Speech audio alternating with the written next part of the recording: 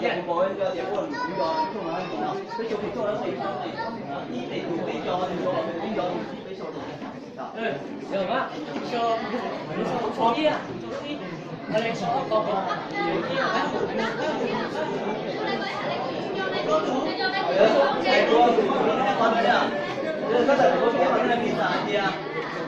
nên cho cái người này trong cuộc đời chi là những cái số nó có đúng không? Đó mà cái gì?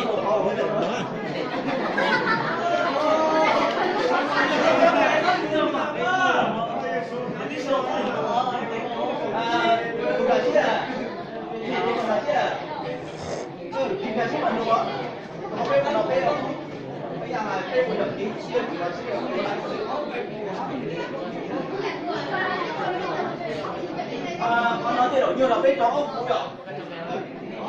Chó cũ đó. Con nói mà biết không thành nếu như giờ mình đi. Chó cũ là bây giờ đi một giờ. cái đi. Chó ốc cũ rồi. Nó phải chó ốc cũ rồi. Thế mà bây giờ thì cái bệnh này thì nó còn những ta tổ mà để nó chui chạy đó. Bây giờ tiền nó định giá rồi bây giờ mấy tổ thì nó mới chui tổ này đó. Mấy tổ nó đi chui đi à? Giờ thì mấy xã tổ là nó chỉ mấy một cho ít tổ. Bây giờ mấy tỉnh thì nó tỉnh xã mà như chúng ta tỉnh thì nó là sổ này.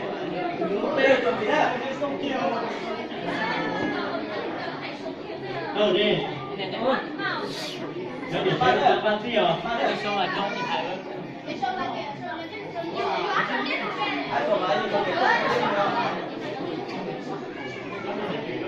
Bạn ơi. Đây. Văn tí đây. Chúng ta sẵn sàng rồi. See off đi.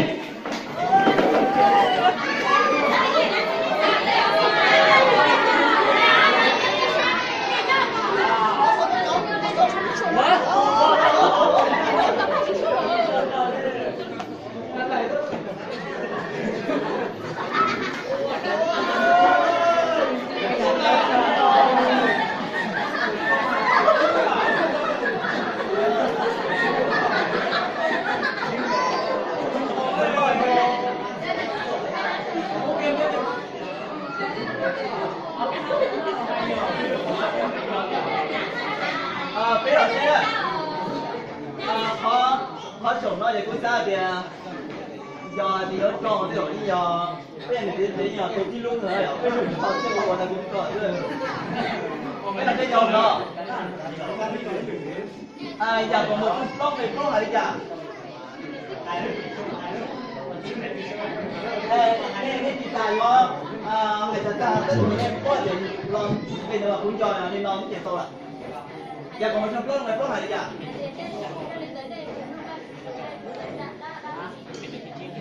Bây giờ về blog.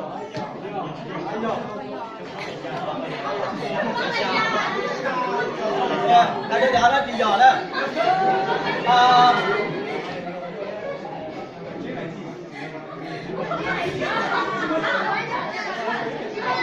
Thường chiên là gì vậy?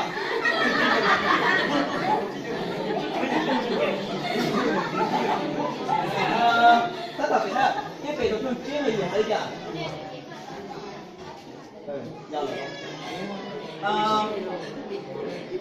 Về từ cho bé là gì ạ?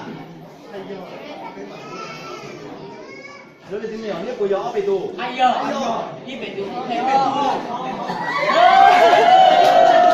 Bây giờ bây giờ ít họ nhỏ bây giờ tôi chỉ chế đi. Đấy. Giờ chỉ chế đi giờ cùng bồ trong chiếc này của bé hỏi đi chả?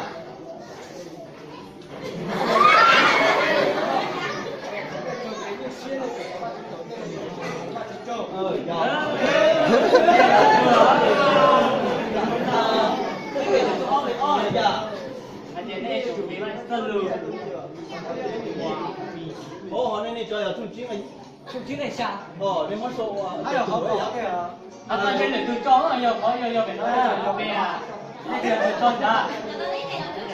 咁啊，做裝啦，咁你冇波定俾攞你呀？對，我聽到做。哦，有。好可能不要。不要。好那你講，你按沒按下。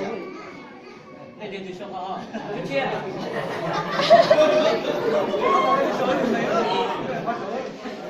giờ cô ra đây hôm nay có tờ nhiều cái khó nữa à?